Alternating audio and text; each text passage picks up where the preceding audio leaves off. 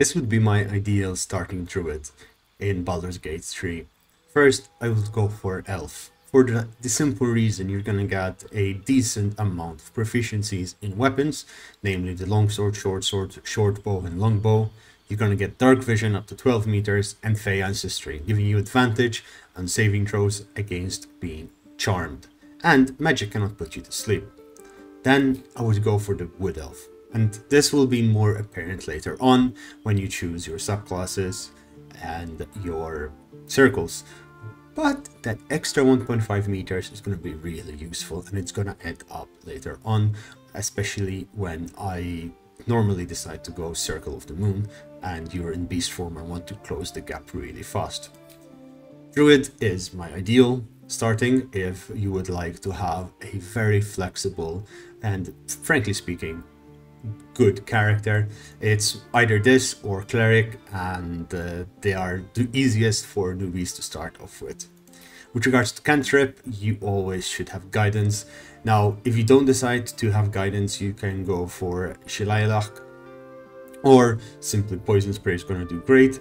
Then I do like Thorn Whip, as it allows you to have a bit of control of the battlefield, and you can use it quite interestingly to push or pull creatures off ledges, dealing additional damage. Now, keep in mind, with regards to guidance, if you're going to have Shadowheart or another cleric in your party, that's going to essentially be useless, so you can switch to any other cantrip at will. For background, I went for Outlander for the athletics check bonus and the survival.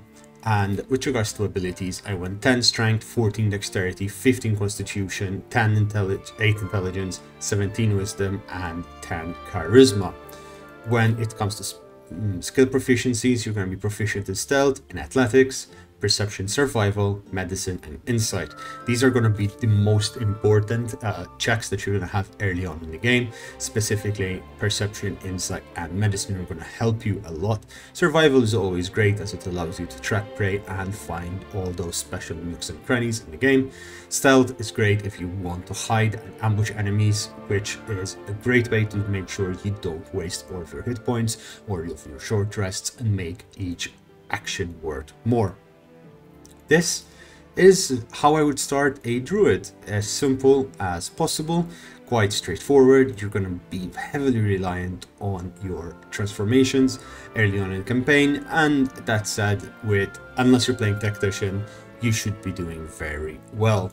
Something that you could do later on is you could multiclass. Cleric is great because it works on Wisdom as well as other things. Something that can really help you is if you go Druid and Ranger, but that said, Druid itself is incredibly powerful and strong.